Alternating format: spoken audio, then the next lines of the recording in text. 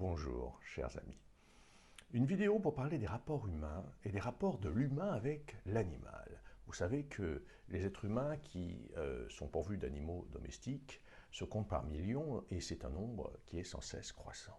J'ai moi-même d'ailleurs un chat que j'adore et avec lequel j'ai une très grande complicité au quotidien.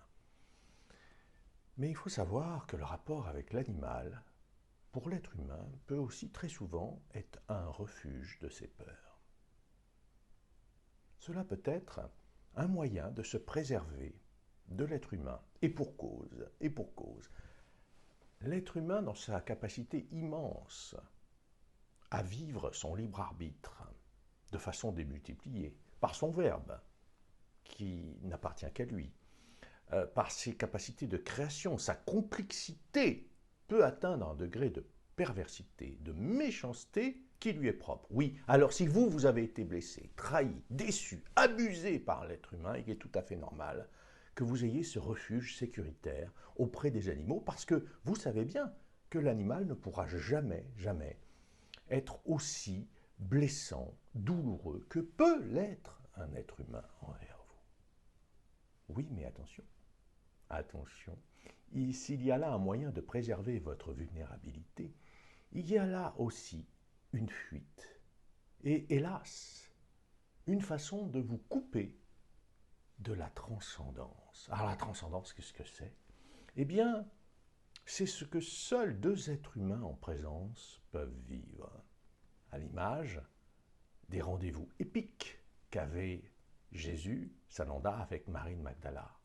Par l'union de leur corps, de leur esprit et de leur âme, ils vivaient cette reliance au divin, ils touchaient le sublime et engendraient une élévation spirituelle par l'union de leur chair et de leur cœur en vibration pulsante.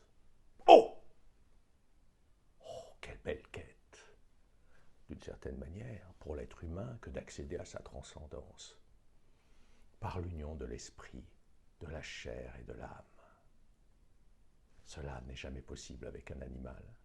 Donc il y a une fonction qui n'appartient qu'à l'être humain, qu'une dimension de partage subtile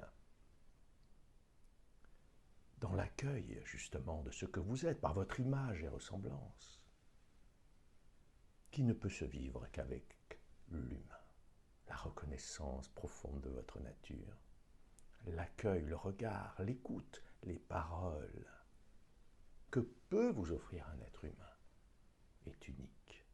Et bien sûr, pour cela, il faut croire à nouveau dans la capacité de donner, de recevoir de l'amour avec un être humain sain, avec un être humain qui peut vous nourrir et vous reconnaître dans votre nature, avec profond respect. Alors il y a des moments incroyables que nous vivons, de tendresse, de partage, de fusion alchimique avec un animal. Mais la transcendance, telle que Jésus et Marie de Magdala vivaient, cela, ça n'appartient qu'à l'humain. Alors ne laissez pas votre vulnérabilité vous couper de cette quête magnifique de la transcendance, de ce degré de partage unique et souvent sublime qui n'appartient qu'aux êtres humains. Car si vous ne voulez plus faire l'amour, si vous pensez être trop âgé pour cela, ce qui est souvent une croyance, tenir la main d'un autre être humain, regarder dans les yeux, accueillir sa nature profonde sans jugement, avec un amour inconditionnel, de cœur à cœur, en présence. Cela ne peut se vivre que par deux êtres humains qui se reconnaissent dans leur image et ressemblance avec le Père et la Mère de l'univers. Ne laissez pas vos peurs vous couper de l'humain, de votre nature humaine, car l'autre, c'est vous-même. Je vous remercie de votre écoute. Et vive les animaux, et vive l'humain.